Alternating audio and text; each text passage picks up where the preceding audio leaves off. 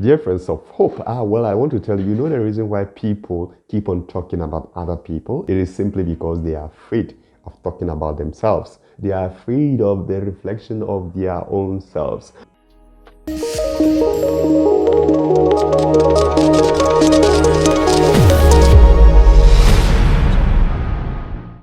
Some say that before elephant drinks water, it tries to unsettle the water. And some have been asking the basic question, why should the elephant unsettle the water before drinking, making the water dirty before drinking? Well, some will say that it's afraid of its own reflection. You see, with the settled water, it sees itself. And once it sees itself, it's afraid that this self is going to attack. And so in the process of attacking what it sees, it unsettles it and it becomes dirty. And in that case, it cannot see the self in the water anymore, and then it starts drinking. And that is exactly what some of us do.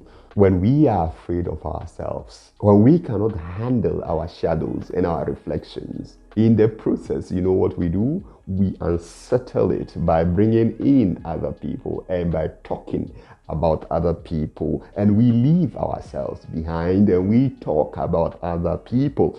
And that is exactly what we do sometimes. In the gospel reading of today, you will see these people bringing this woman caught in adultery. Adultery. God knows what they did to this woman when they caught her, and they brought her to Jesus, and they were telling, oh, we have a law, and according to the law, this woman needs to die.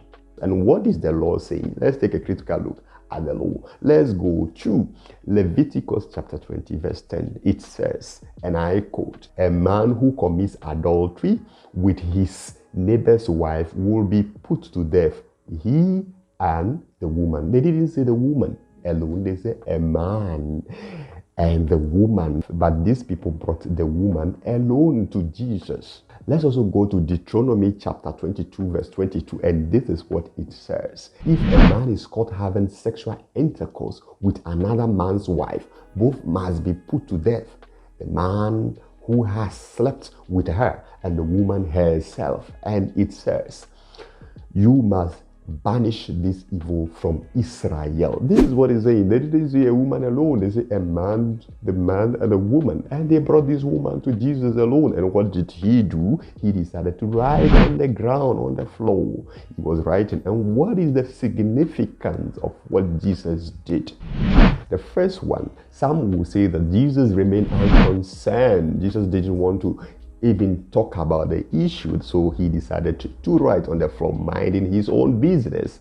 That is what some will say. The second one, some were saying that Jesus was writing the sin of the accusers, those who were accusing this woman. Jesus was writing their sins on the floor, telling them that you are also a sinner. The third one, some link this to Genesis chapter 31 verse 18. Moses going to the mountain to receive the Torah, and God wrote the Torah with his finger. Jesus was writing with his finger on the ground, and so God wrote the law with his finger. And some will say that Jesus was giving a new commandment: love your neighbor as yourself.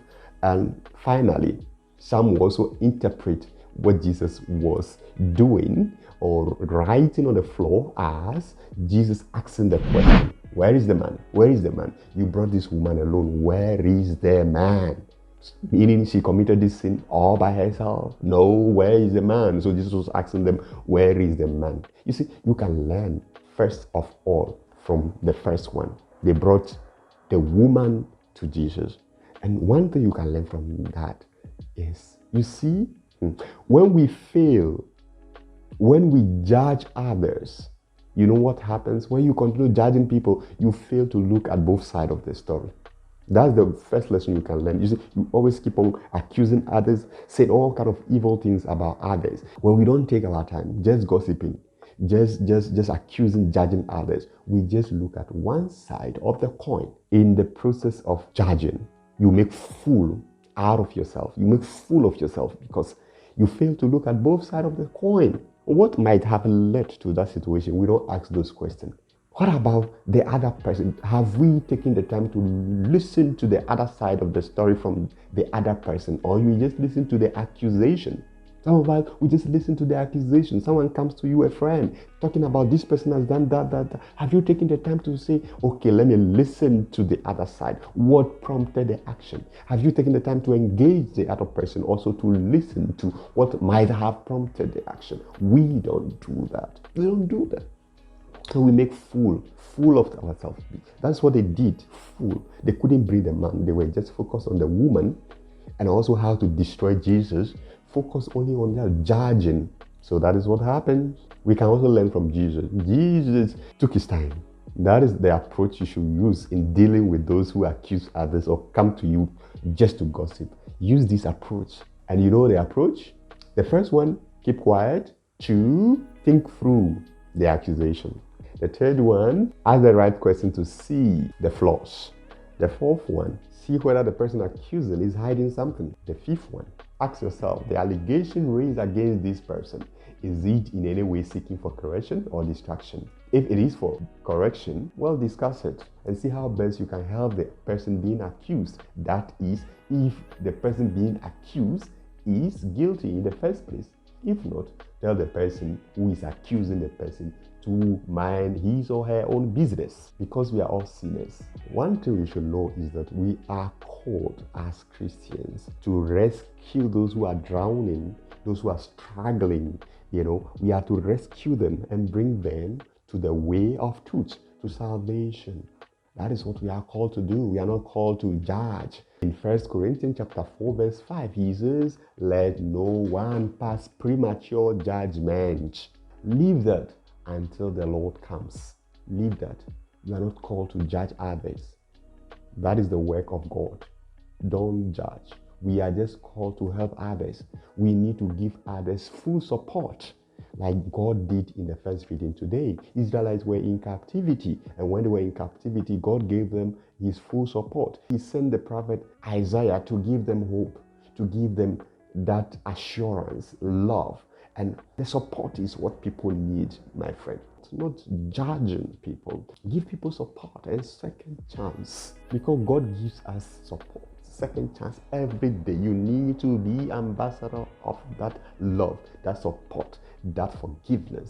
And that can only be possible when we try as much as possible to look at ourselves in the mirror, work on ourselves, like Paul in the second reading. When you are able to work on yourself and count everything as rubbish and allow yourself to be transformed, then you will realize that, hey, my life is a life of grace. It's a gift from God. And with that, you try to share that gift with others. You try to be there for others. You try to help others also overcome their weaknesses. You are able to tell others, neither do I condemn you. Go and sin no more. You are able to forgive. You are able to understand the struggle others are going through, and you are able to help them also come out of their own difficulties. May God help us in this season of Lent to face our own weaknesses, work on them, so that having changed, we can help our brothers. We can also give others the chance to become better. We can be able to support others to also become better, so that together we can say, it's no more us, but the grace of God that has brought us this far. May God bless and keep you. Amen.